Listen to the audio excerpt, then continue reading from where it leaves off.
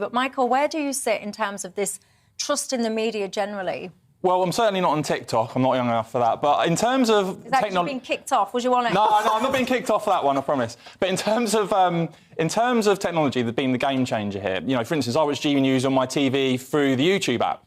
And I think, you know, it makes things like the BBC licence fee just look increasingly ridiculous with each passing year. But this Reuters, I think this is the report you're referring to, the Reuters Institute report, is really, really interesting because it was an international comparison. And what it found is that we here in the UK have lower trust in mainstream media than in most European countries. So lower than in Denmark, lower than in Norway, lower than the Netherlands, lower than Germany. And get this blew my mind when I read this.